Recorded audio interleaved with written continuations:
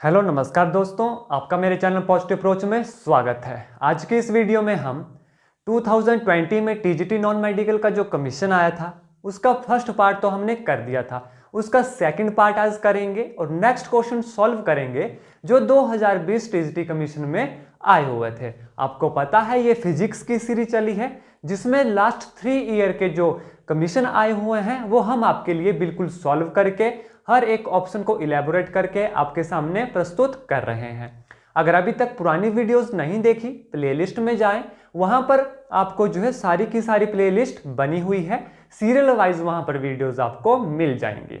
इससे पहले जो 2020 का कमीशन हुआ था उसके लगभग 10 से 15 क्वेश्चन हमने ऑलरेडी डिस्कस कर लिए थे। आज हम नेक्स्ट क्वेश्चन को जो है डिस्कस करेंगे। तो वीडियो को शुरू करने से पहले एक चीज आपको बता दूं, इस वीडियो में जो है ऑप्शन आपको नहीं दिखेंगे क्योंकि जो मेरे पास टीजीटी कमीशन है 2020 का, उस कमीशन में जो मेरे पास आया हुआ है कमीशन जो मैंने ऑनलाइन निकाला है उसमें जो है मेरे पास ऑप्शन नहीं है, लेकिन मैं आपको इसका आंसर्स बताऊंगा, आपको बताऊंगा कैसे जो है इन्हें सॉल्व करना है। तो चलिए पहला क्वेश्चन देखते हैं। आपकी स्क्रीन के ऊपर आ जाएगा पहला क्वेश्चन, देखिए। An elevator is run by cable at constant speed. The total work done by elevator is। देखिए ये क्वेश्चन 2020 कमीशन में आया हुआ था।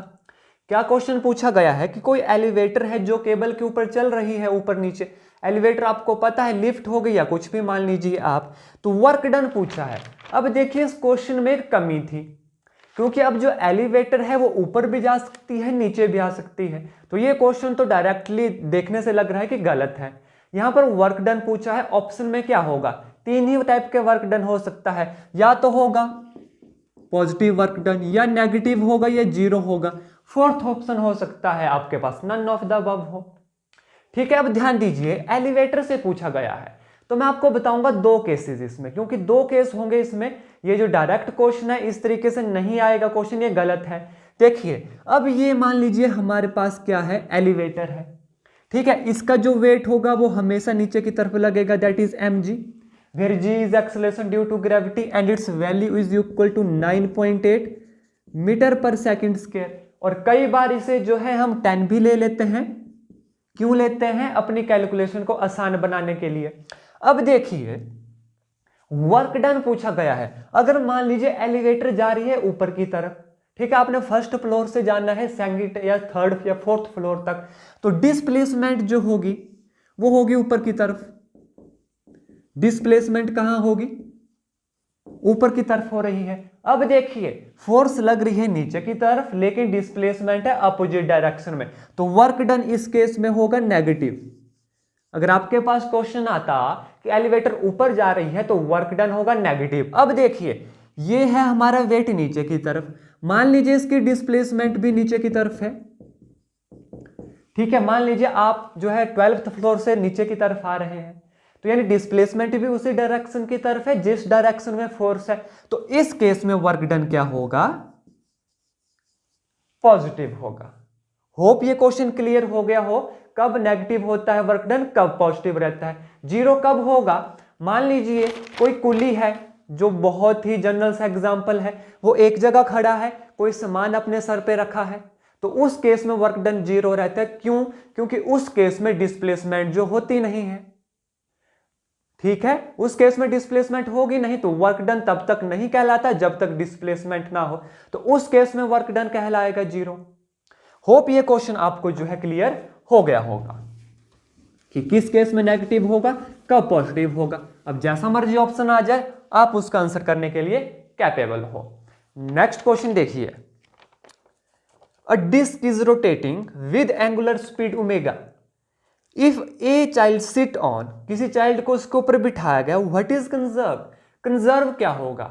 ठीक है, क्या बोला गया है कि कोई डिस्क रोटेट कर रही है विद एंगुलर स्पीड ओमेगा के द्वारा। मान लीजिए किसी चाइल्ड को उसके ऊपर बिठाया गया तो क्या कंजर्व होगा? ज्यादा से ज्यादा इसके ऑप्शन में क्या होंगे?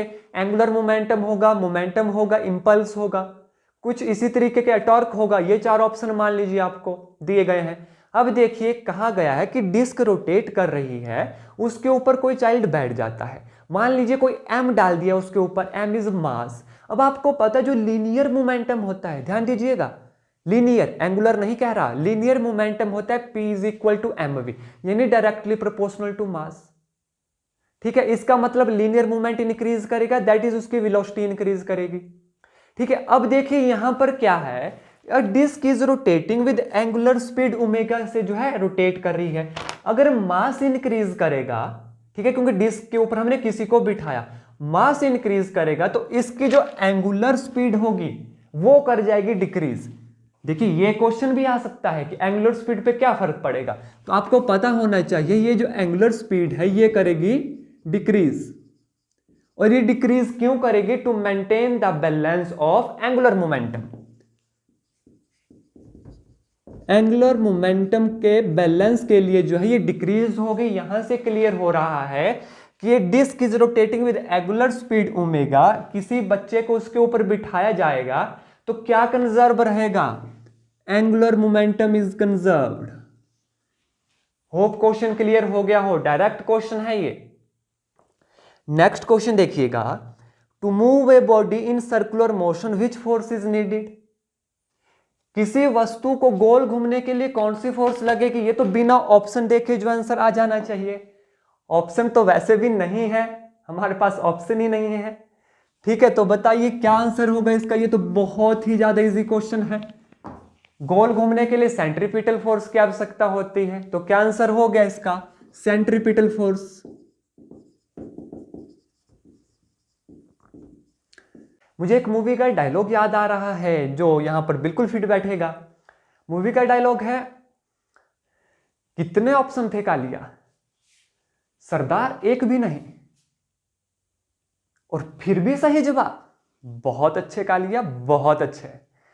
बस यही स्माइल चाहिए। जी हां, ये जो अभी आपके चेहरे पे आ रही है, इसी स्माइल के साथ आपको क्वेश्चन को जो है सॉल्व करना है, हंसते खेलते रहना है और अपने एग्जाम की जो है प्रिपरेशन करनी है। बिल्कुल भी स्ट्रेस नहीं लेना है, अच्छे से समझ कर पढ़ना है, तो क्वेश्चन आपके जो है आराम से ठीक होंगे। चलिए नेक्स्ट क्वेश्चन देखिएगा, which of these interaction is weakest. जो गिवन नीचे इंटरेक्शन दी गई हैं, ग्रेविटेशनल फोर्स है, इलेक्ट्रोमैग्नेटिक फोर्स, इलेक्ट्रोस्टैटिक फोर्स या स्ट्रॉन्ग न्यूक्लियर फोर्स जो होती हैं, उनमें से सबसे ज्यादा वीक कौन है? देखिए ये क्वेश्चन जो है मैंने आपको +1 के फर्स्ट यूनिट में करवाया गया है क्वेश्चन। सबसे जो वीक रहती है वो रहती है ग्रेविटेशनल फोर्स, सबसे ज्यादा वीक है। उसके बाद इलेक्ट्रोमैग्नेटिक फोर्स, उसके बाद आती हैं हमारी स्ट्रॉन्ग फोर्सेस। ठीक है, तो सबसे ज्यादा वीक क्या है? ग्रेविटेशनल फोर्स है। अपनी क्लास में मैंने वीडियोस में मैंने आपको एक्सपेरिमेंट करके भी बताया था कि कैसे जो है ग्रेविटेशनल फोर्स वीक है। लाइव क्लास में मैंने इसका बिल्कुल एक एग्जांपल और एक एक्सपेरिमेंट किया था। अगर आपने क्लास अटेंड नहीं की है, प्लेलिस्ट में जाएं, फिजिक्स वाली फुल +1 और +2 का सिलेबस वहां पर कवर करवाया गया है। अब देखिए एक और चीज आपको यहां पर बता देता हूं, आंसर तो हो गया ये, ग्रेविटेशनल फोर्स सबसे वीक होती है, लॉन्ग रेंज फोर्सेज है। इलेक्ट्रोमैग्नेटिक फोर्स कितनी स्ट्रॉन्गर होती है? तो ये होती है 10⁻36 times stronger than that of gravitational force. साथ में ये भी सीख लीजिए कि स्ट्रॉन्ग फोर्स, जिसमें न्यूक्लियर फोर्स भी आ गई हमारी, ये होती हैं 10⁻38 times stronger than that of gravitational force, और इलेक्ट्रोमैग्नेटिक फोर्स से 100 टाइम्स स्ट्रॉन्गर हुई। तो देखिए ये छोटी छोटी चीजें होती हैं जहां पर एग्जाम में क्वेश्चन पूछ लिए जाते हैं, और ये आपको तभी याद होंगे जब आप इनकी प्रैक्टिस करोगे। ठीक है, होप यहां तक आपको क्वेश्चन जो है क्लियर हो गए होंगे। नेक्स्ट क्वेश्चन पढ़िएगा। नेक्स्ट क्वेश्चन देखिए, the colour of star indicates. Colour of star क्या इंडिकेट करता है? तो जो कलर होता है स्टार का वो इंडिकेट करता है उसका टेम्परेचर। ये तो क्वेश्चन बहुत आसान है। नेक्स्ट क्वेश्चन देखिए, a lift is ascending with g/3 acceleration, what will be the time period of simple pendulum suspended from the ceiling if its period is stationary lift in t। क्या बोला गया है कि lift जो है ascending with g/3 acceleration, तो total acceleration क्या हो गई इसकी? एक तो g acceleration due to gravity है plus g/3 which is equal to 4g/3। ठीक है। अब टी दिया गया है time period of simple pendulum जब लिफ्ट है स्टेशनरी, तो उसे हम टी से डिनोट करते हैं। ठीक है, अपनी सिंपल कैलकुलेशन के लिए T1 लिख दिया। इसे कितना होता है 2 pi under root of L over g, जहां पर जी क्या है एक्सेलरेशन ड्यू टू ग्रेविटी। अब T2 देखिए, time period for this acceleration क्या होगा 2 pi under root of L over g, कितना है 4g/3। क्या रिलेशन बनेगा इनमें देखिए T1 ओवर T2, देखिए सब कुछ कैंसिल हो जाएगा, कितना आएगा हमारे पास 4/3 अंडर द रूट, बिल्कुल आसान है, which is equal to 2 over under root of 3। अब देखिए T2 कितना आ गया, T2 क्रॉस मल्टीप्लाई करेंगे अंडर रूट 3/2 T1। अब T1 देखिए T है, which is equal to T1 है, तो इससे हमने T लिख दिया, तो ये रिलेशन आ गया, this is our right answer. Option में जिस ऑप्शन में ये होगा उसे टिक कर देना है, तो under root 3/2 into T is our right answer. यहां पर आप T1 भी लिख सकते हैं, लेकिन हमें गिवन है कि दिस इज T, ये गिवन दिया गया है क्वेश्चन में, तो T1 को हटा दो, यहां पर T लिखो सिंपल। होप क्वेश्चन आपको क्लियर हो गया होगा। नेक्स्ट क्वेश्चन देखिए, a jar has mixture of H2 and O2 gas in the ratio 1:5। कोई जार है जिसमें हाइड्रोजन और ऑक्सीजन है, किस रेशो में दी गई है 1:5 रेशो में गिवन है। The ratio of mean kinetic energy of H2 and O2, mean kinetic energy का रेशो दिया गया है। तो सबसे पहले क्या पता होना चाहिए कि मीन काइनेटिक एनर्जी होती क्या है। Mean kinetic energy kinetic energy से डिफरेंट रहती है, पहले तो इस चीज को अपने माइंड में बिठा लीजिए। काइनेटिक एनर्जी होती है हाफ mv स्क्वायर, लेकिन मीन काइनेटिक एनर्जी क्या होगी, मीन काइनेटिक एनर्जी रहती है 3/2 RT। नया फार्मूला है, मेरे नोट्स में ये फार्मूला नहीं करवाया गया है, लेकिन यहां पर लिख लीजिए, नोट्स बना लीजिए। अब यहां से देखकर हमें क्या पता लग रहा है, देखिए कि ये जो मीन काइनेटिक एनर्जी है ये डायरेक्टली प्रोपोर्शनल है टेम्परेचर के ऊपर। टेम्परेचर के ऊपर जो है ये देखिए डिपेंड कर रही है, और इसके अलावा कोई भी और चीज नहीं है जिसपे ये डिपेंड करेगी, और टेम्परेचर ही हमें गिवन नहीं है। तो बोथ मॉलिक्यूल के लिए जो है मीन काइनेटिक एनर्जी रहेगी सेम रहेगी, तो रेशो कितनी आएगी 1:1। तो क्या राइट आंसर होगा इस केस में 1:1। यहां पर कंफ्यूज नहीं होना है कि पहले भी रेशो दिया गया है 1:5, हमसे जो पूछा हमने उसके बारे में देखना है। यहां पर पूछा गया है मीन काइनेटिक एनर्जी, फार्मूला रहता है this one which directly proportional to temperature. अगर टेम्परेचर दिया गया होता कुछ इसके बारे में, तब जो है अलग आ सकती रेशो। टेम्परेचर के बारे में हमें कुछ भी गिवन नहीं है। यहां से क्या पता लगा कि जो मीन काइनेटिक एनर्जी है ऑक्सीजन हाइड्रोजन की सेम रहेगी, जब सेम रहेगी तो रेशो बराबर आएगी, दैट इज 1:1। होप क्वेश्चन जो है क्लियर हो गया हो। नेक्स्ट क्वेश्चन देखिए, if S is stress, Y is young modulus of a material of a wire। S stress और Y है यंग मॉडुलस उस मटेरियल का, किसी वायर का। The energy stored per unit volume of wire, energy stored per unit volume of wire पूछा गया है। तो पहले तो पता होना चाहिए एनर्जी का formula in case of stress and Young modulus. ठीक है, ध्यान से देखिए, U is equal to half into stress into strain, this is our energy. Now this strain is, देखिए ये जो स्ट्रेन है इसका फार्मूला रहता है stress divided by Young modulus. करिए सब्स्टिट्यूट, यहां पर कितना आ जाएगा U is equal to half of stress को S लिख रहा हूं मल्टीप्लाई बाय स्ट्रेन है stress over Young modulus, that is S over Y which is equal to S square over 2Y।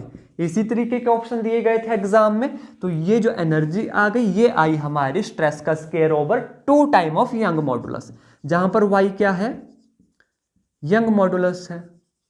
बिल्कुल इजी क्वेश्चन है, बस बात वही आ जाती है कि फॉर्मूलाज आपको याद होने चाहिए।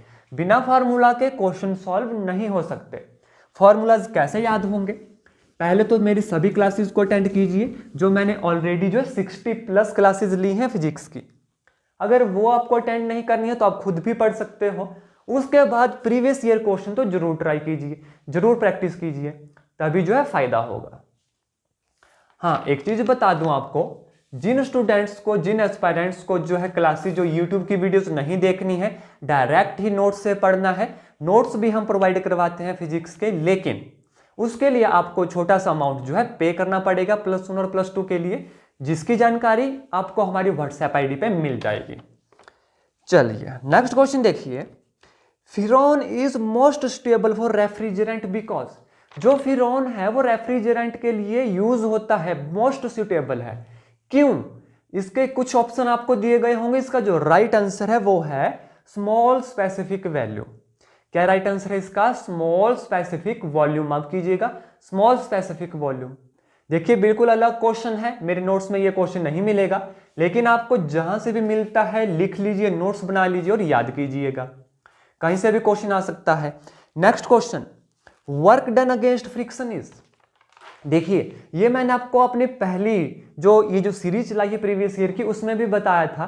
Work done against friction, against friction negative होता है अगर ऑप्शन इस तरीके से है। दूसरा, work done against friction is an irreversible process, irreversible process होता है। अब जिस तरीके का आपके पास ऑप्शन आए वो राइट आंसर होगा। एक तो देखिए वर्क डन अगेंस्ट फ्रिक्शन, अगर मान लीजिए पॉजिटिव नेगेटिव जीरो वाला होता वहां पर तो आएगा नेगेटिव वर्क डन। अगर मान लीजिए रिवर्सिबल है, इरिवर्सिबल है, तो क्या आंसर होगा? An irreversible process. Next question देखिएगा, coefficient of thermal conductivity depend upon, जो कोफिशिएंट है थर्मल कंडक्टिविटी वो किसके ऊपर डिपेंड करती है? तो ये डिपेंड करती है temperature difference between two slides. Number 1, it is depend upon temperature difference between two slides. अगर ऑप्शन में ये है इसको टिक कीजिए। एक और बताता हूं आपको, it depends upon nature of material, it depends upon nature of material. Nature of material पे भी जो है ये डिपेंड करता है। तो जो भी ऑप्शन में आएगा उसको राइट आंसर जो है क्लिक करना है, उसको राइट आंसर टिक करना है, पर आपको पता सब कुछ होना चाहिए। ठीक है, देखिए temperature difference between two slides पे भी डिपेंड करेगा, नेचर ऑफ मटेरियल के ऊपर भी जो है डिपेंड करेगा। नेक्स्ट क्वेश्चन देखिए, potential energy of particle executing simple harmonic motion with amplitude A is maximum when displacement is. क्या पूछा है? जो पोटेंशियल एनर्जी है किसी पार्टिकल की जो सिंपल हार्मोनिक मोशन एग्जीक्यूट करती है, एम्पलीट्यूड कितना दिया गया है? A is our amplitude. The displacement is when displacement, displacement क्या होगी? जब एम्पलीट्यूड ये है। तो सबसे पहले तो आपको पोटेंशियल एनर्जी का पता होना चाहिए। Potential energy is equal to half omega square x square, जहां पर एक्स क्या है? Displacement, x is our displacement. अब देखिए ये मैक्सिमम कब होगी? जब एम्पलीट्यूड क्या होगा? ऑप्शन में हो सकता है -a, +a, 0 या ±a। अब देखिए डिस्प्लेसमेंट है एक्स स्क्वायर, ठीक है, अगर x को हम माइनस डालते हैं तब भी स्क्वायर है, पॉजिटिव आएगी वैल्यू मैक्सिमम होगा, प्लस डालेंगे तब भी जो है स्क्वायर करेंगे प्लस ही रहेगा, मैक्सिमम होगा।